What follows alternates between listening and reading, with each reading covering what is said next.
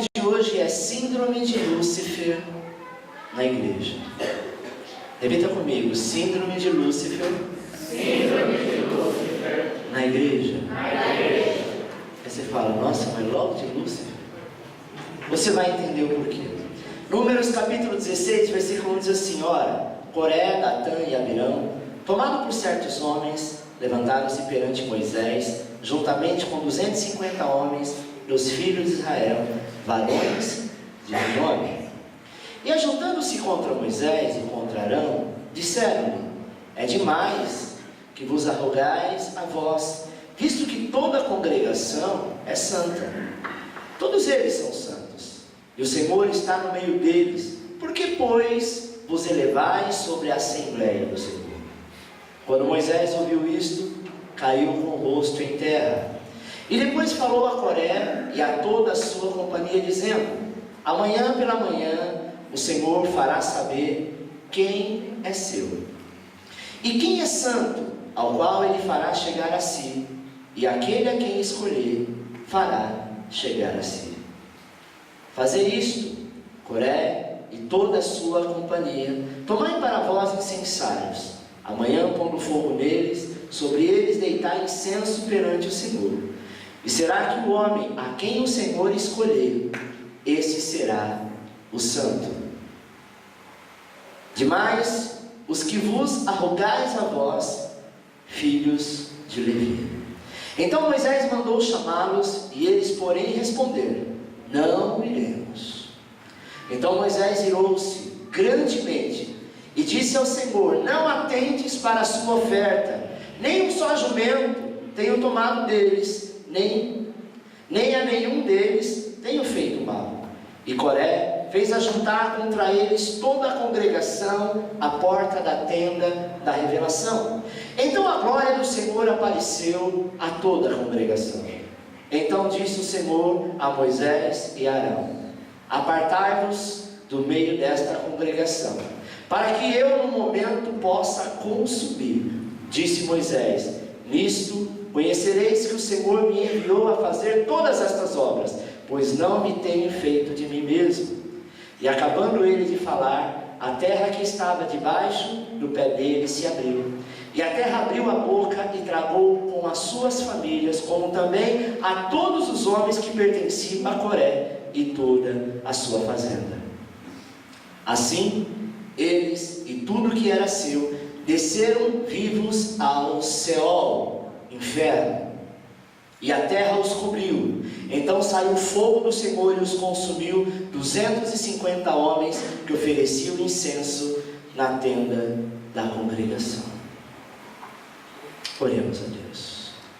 Eterno Deus e Pai, diante da Tua palavra, Senhor, Tu és o Senhor controlador, absoluto e soberano sobre céus e terra. Tudo está no controle das Tuas mãos e no poder da Tua vontade. E a Tua palavra diz: ai daquele que se levanta contra os ungidos de Deus, contra a sua vontade, porque o Senhor se levanta no trono e põe por terra todo aquele que está com a soberba. Pai, hoje é o último dia desta campanha, e a Tua palavra nos ensina que há síndromes na igreja, na família, na sociedade, no trabalho, e nós precisamos estar longe dessa síndrome de Lúcifer, para que sejamos dia após dia abençoados por Ti. Amém?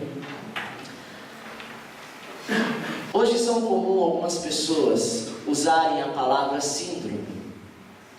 Falam sobre síndrome de Down, síndrome do pânico, síndrome do intestino irritável, síndrome de Peter Pan, síndrome de Estocolmo e muitas outras síndromes que a cada dia vai aparecendo. Mas o que significa síndrome? Qual o verdadeiro significado de síndrome? Repita comigo: síndrome é definida como um conjunto de reações ou reuniões e sinais, sintomas provocados pelo mesmo mecanismo, Independente de causas diversas. Isso é uma síndrome. Amém? É uma dificuldade, é um bloqueio. Que quando acontece na vida de alguém, por muitas vezes a pessoa não tem o controle daquilo que quer fazer. Hoje existem algumas síndromes que servem para descrever situações. Eu quero citar a primeira, síndrome de Peter Pan. Síndrome de Peter Pan refere-se a um conjunto de atitudes desenvolvida por pessoas que não conseguem sair da terra do nunca. Amém? Se satisfazem, amado, nas suas fantasias, se recusam a crescer, se recusam a se tornar maduro, e por muitas vezes tem muitas implicações na maturidade. Tem crente que ele passa a vida inteira como bebê. Tem filhos que a vida inteira fica tratando pai e mãe trata filho como se fosse bebê. O cara tem 20 anos e a mãe está, cadê o meu bebezinho? Ele nunca vai crescer, ele nunca vai ser homem ou mulher o bastante, porque os pais estão puxando para baixo, para o passado. Tem crente que está sempre na terra do nunca, eu nunca vou conseguir, nunca vai dar certo, Deus nunca vai me abençoar. Esse tipo de síndrome que não deixa a igreja crescer. Amor é bom, mas amor demais estraga. Nós precisamos ter responsabilidades. Amém? Próximo, síndrome de Estocolmo. Síndrome de Estocolmo é um estado psicológico desenvolvido por uma pessoa que são vítimas de sequestro e se identifica com um sequestrador. Isso aconteceu alguns anos atrás.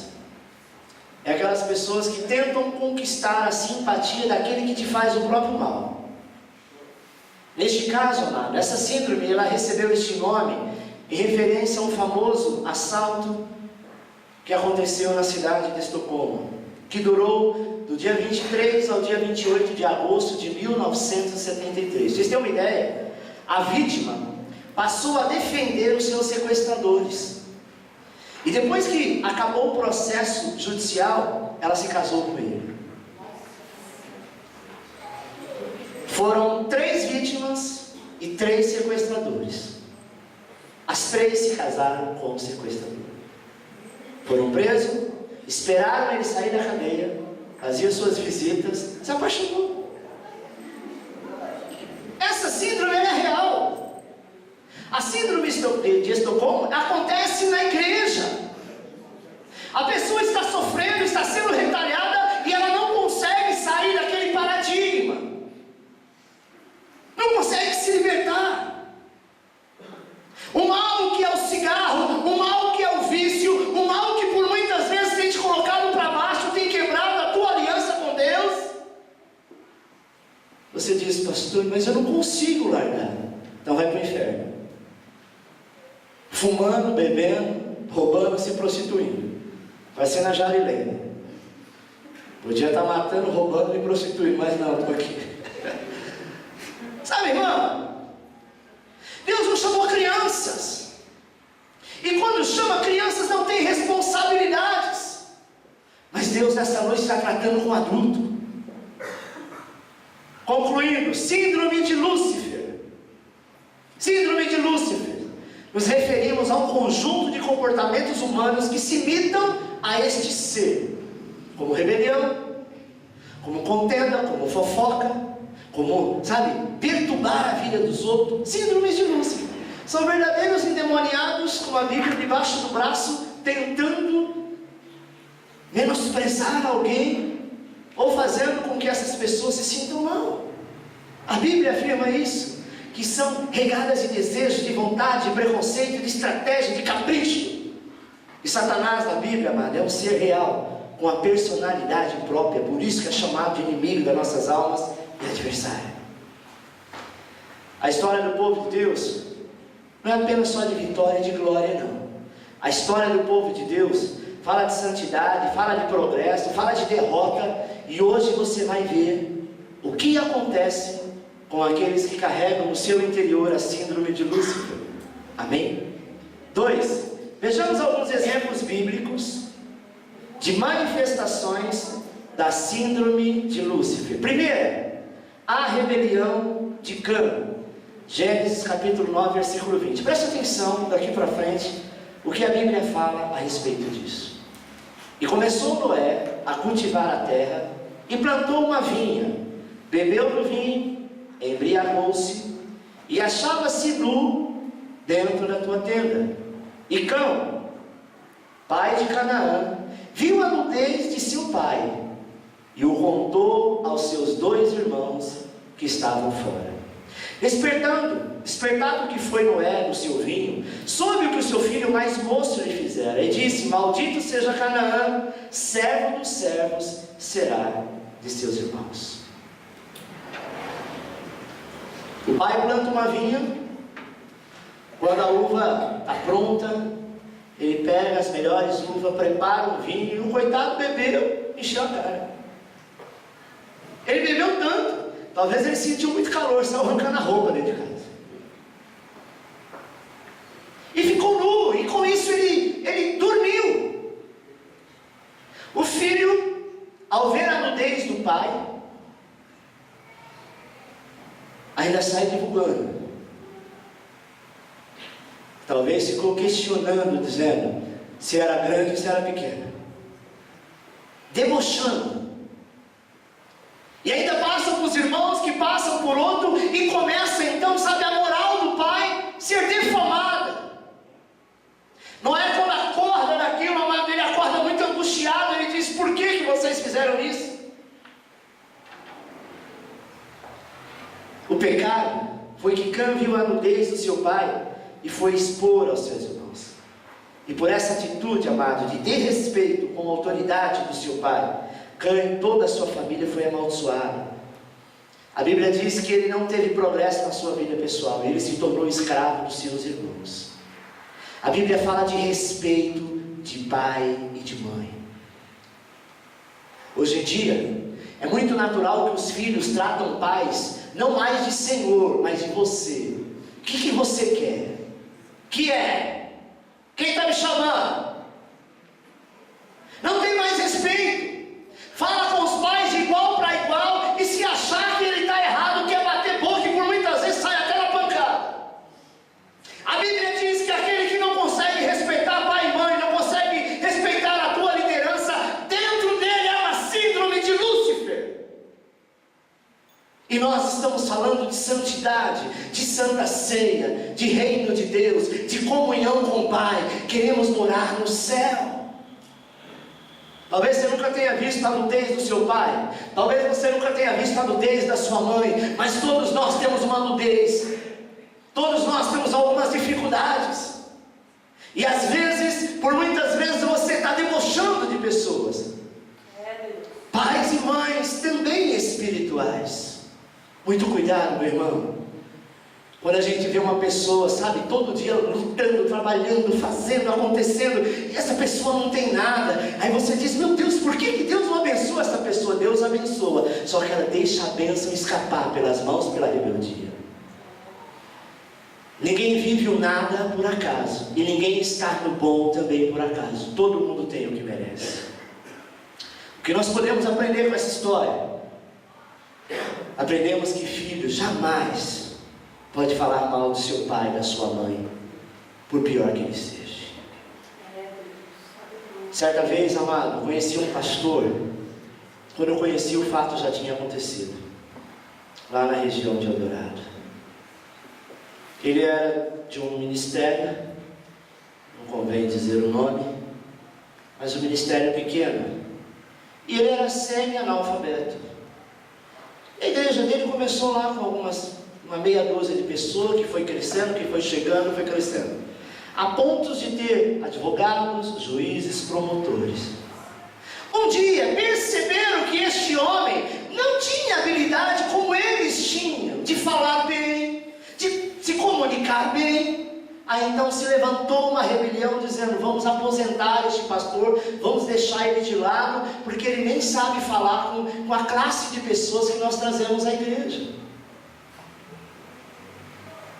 E começaram a rebelião pelos cantos, falando mal, se levantando contra.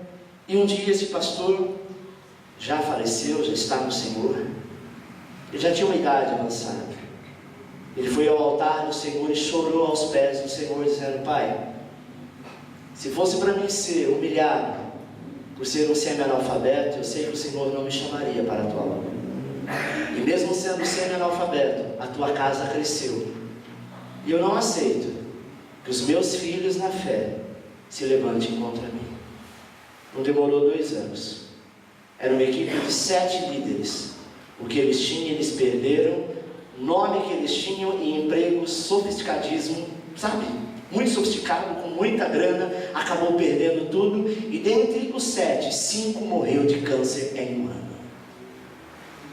A Bíblia diz, amado, que o filho de Coré se levantou contra Moisés. E a palavra do Senhor diz que Moisés se indignou muito, dizendo: Senhor, agora eu quero ver se o Senhor é na minha vida ou não. E disse: tudo bem, vocês acham que eu não mereço ser chamado do santo da casa, do líder de vocês, e vocês se acham tão líder quanto eu? Vamos fazer o seguinte: prepare o incensário, prepara todas as coisas, e amanhã por volta do meio-dia, a hora de sacrificar ao Senhor, vamos ver a quem Deus responde. Estavam todos eles, Coré e mais 250 homens, que achou que ele realmente estava certo. A mesma história de Lúcifer, quando se rebelia no céu contra o Senhor. Sabe o que aconteceu? O Senhor disse assim: Arão e Moisés, se afastem da congregação, vocês vão ver quem é o Senhor nesta hora. A terra abriu, amado, e eles foram tragados. Com Deus não se brinca. Tem coisas que eu não concordo, tem coisas que eu posso até não aceitar, mas a Bíblia diz, amado, que quando uma pessoa não pode andar junto com a outra, é melhor que ela se separe, do que ficar criando as contendas, porque com isso libera-se maldição. Aquele filho, talvez ele era um filho debochado. A intenção dele não era escandalizar o pai. Se fosse nos dias de hoje, você viu teu pai nu, sabe? Hoje em dia é tão normal, todo mundo nu, até na televisão. Mas naquela época era um escândalo. A moral de Noé ficou, sabe, escandalizada, porque imagina, o filho viu o pai nu. E quando nós escandalizamos alguém que está em cima, acima de nós, como autoridade espiritual, nós escandalizamos a graça do Senhor. Segundo, a rebelião de Nadab e Abiú. Levítico 10:1 diz o seguinte: ora, Nadab e Abiú, filhos de Arão, tomaram cada um seu incensário, e pondo neles fogo, e sobre eles deitando incenso, ofereceu fogo estranho perante o Senhor, o que não lhe ordenara. Então saiu fogo diante do Senhor e os devorou, e morreram perante o Senhor. Qual foi o pecado de Nadab e Abiú? Eles agiram independente da autoridade de Deus. Amado, para se tocar naquilo que é do Senhor, para fazer aquilo que, sabe, Deus quer que nós façamos, existem as pessoas certas e corretas. Naquela época, não era a época da graça, era a época da lei, era a época de olho por olho, dente por dente. Aquele que tocasse alguma coisa do Senhor, que não fosse o sacerdote, o fogo descia e consumia imediatamente. A Bíblia diz que eles, não quiseram esperar a ordem de Arão, mas eles pegaram lá um fogo qualquer, um fogo estranho, e colocaram no incensário. Aquele fogo pulou neles, e eles todos morreram queimados, consumidos pelo fogo. Por quê? Porque o fogo que vinha do altar, o fogo que estava dentro da congregação, perto da aliança, da arca da aliança, era um fogo sagrado, era um fogo que ele ficava aceso pelo azeite, e aquele fogo ele estava, há muitos dias, centenas de dias, porque foi o fogo celebrado pelo Senhor. O fogo representa a presença do Espírito Santo.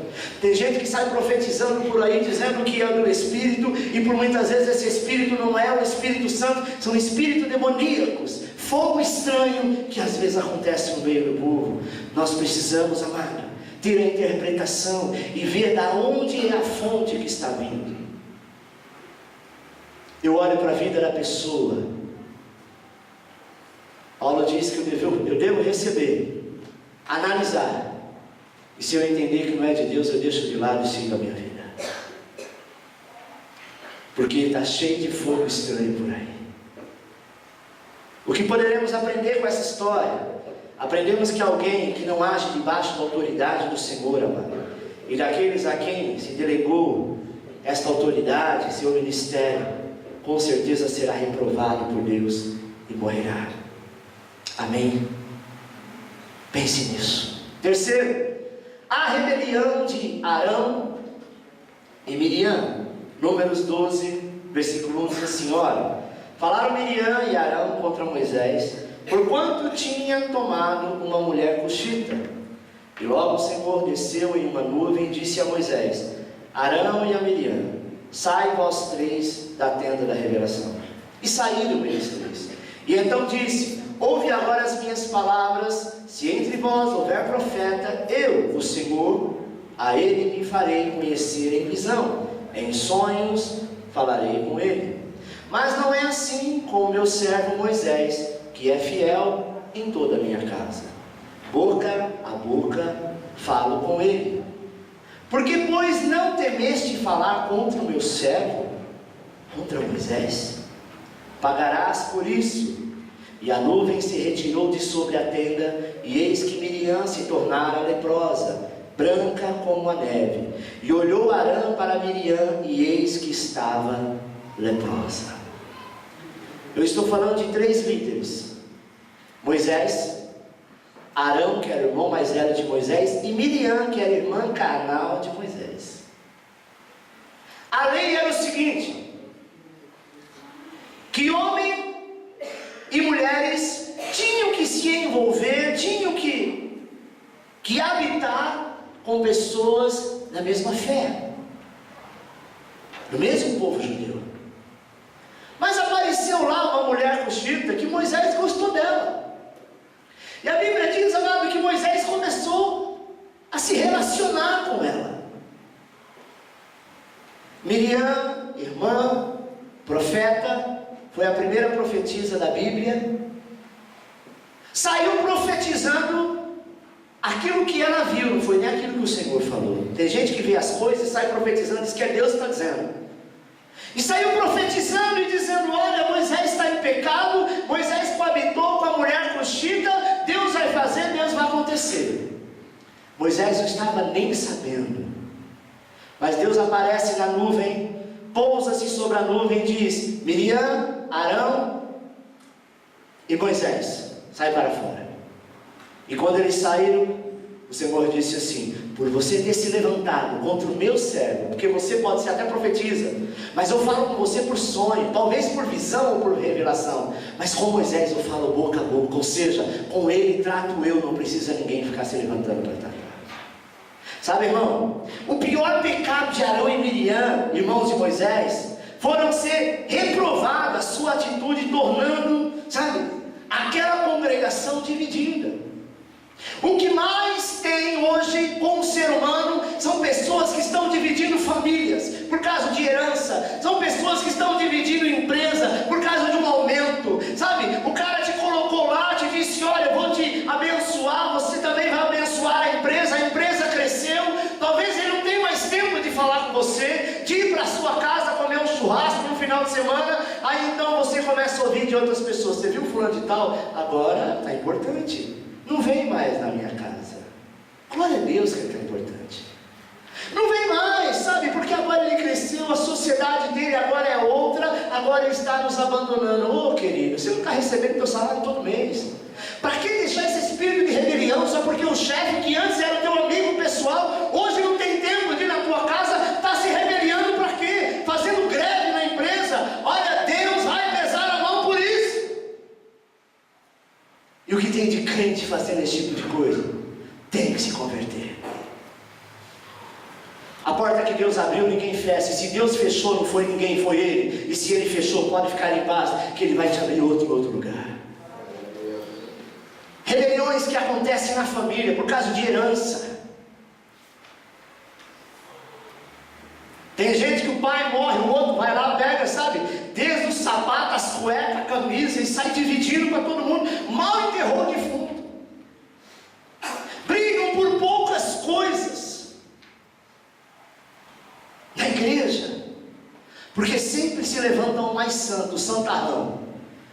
Ele é mais santo que todo mundo, só falta ter uma luzinha vermelha no pé.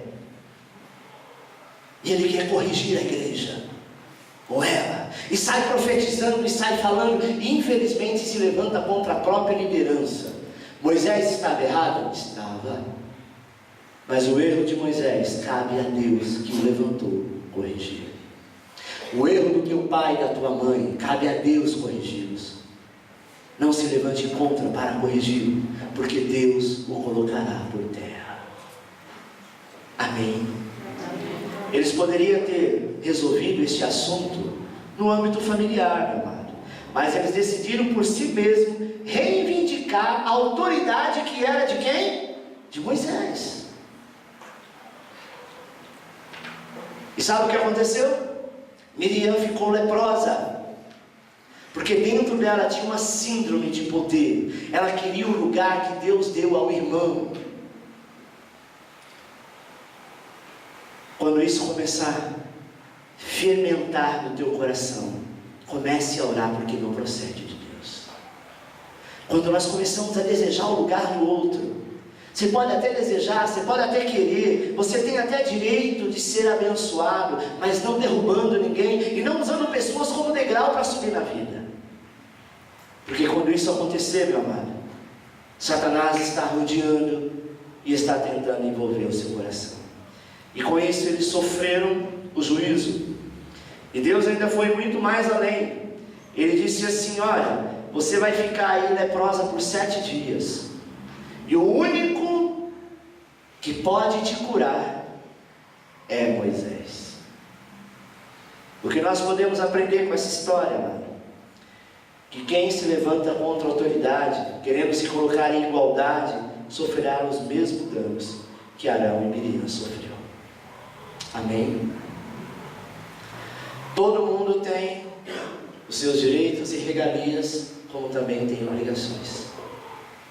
Às vezes a pessoa olha para o patrão que tem acesso a ele e diz: nossa, mais uma vez ele trocou de carro. A Rádio Peão sempre diz isso, e nós estamos aqui ganhando essa mixaria. Como crente, nós precisamos aprender a abençoar o lugar onde você trabalha, porque é de lá que vem o teu sustento. Se o teu patrão começa a trocar a Audi importada dele, chega na empresa de Fusca, coloca sua barba de molho, porque o mês que vem você vai estar sem salário. Amém? Alguma coisa está acontecendo. Se ele pousava na empresa de helicóptero e agora ele chega de táxi, dando um cheque predatado para o mês que vem. Mas tem gente que prefere isso, diz: olha lá, o folgadão, olha lá, quis ser tanto e hoje está aí, não sabendo que como funcionário se depende dele. Sabe, meu amado? É como a família. Quando pai e mãe prosperam, os filhos prosperam junto. É como igreja. Sabe? Tem gente que não pode ver pastor trocando carro novo, que diz: isso aí não. Eu sou da seguinte opinião: eu não posso seguir um derrotado, porque senão eu serei também. Eu tenho que orar pelo meu pastor que ele esteja muito bem, para que ele possa me abençoar com a unção de conquista que está sobre a vida dele. Amém? É a lei da semeadura. Qual pai e mãe que não quer ver os teus filhos bem, mesmo que eles não estejam? Não é verdade? Agora, o pai e mãe que torce pela a derrota dos filhos, com certeza, meu amado, eles também serão derrotados, porque nunca vai poder ver os seus filhos bem. Conclusão. Conclusão: toda pessoa com toda autoridade, ela é delegada pelo Senhor. O brasileiro, de modo geral, todo mundo fala, mas o brasileiro, de modo geral, tem muito costume de falar mal de prefeito, de vereador, de deputado, de governador, de presidente, senador e toda a corja de político. Sim ou não? Não é verdade? E aí ele diz assim: não, porque se fosse eu, que sou homem de Deus, eu entro lá, eu faço, eu mudo, eu aconteço, e o dia que Deus dá a graça para ele chegar lá, nada disso acontece. Porque é um sistema e ninguém pode fazer nada sozinho. Não é verdade? Ninguém pode fazer nada sozinho. O próprio Lula que diz: olha, o dia que eu chegar lá, eu vou mudar. Não pode mudar. Depende de leis, depende de aprovação. Não é um país que se tem rei, que o regime é monarquia, e o rei decide por ele mesmo. E mesmo assim, se fosse a monarquia, existiriam alguns ministros que impediriam.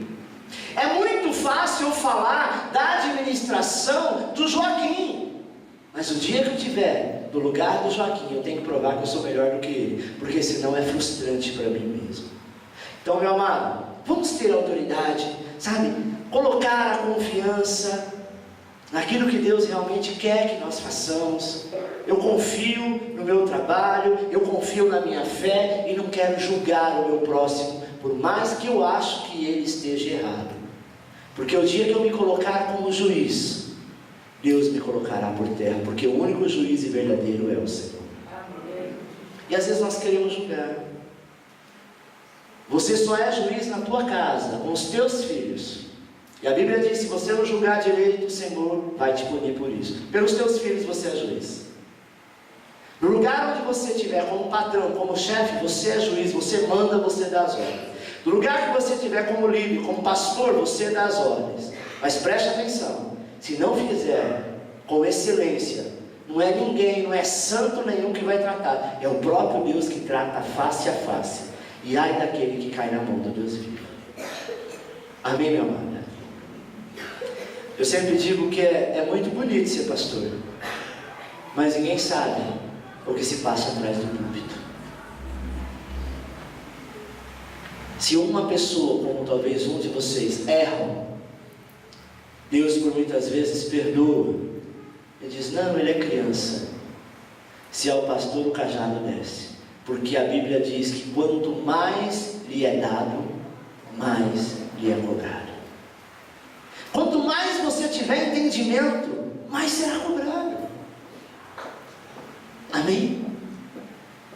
Então fique em paz. Não deixe esse espírito entrar no teu coração.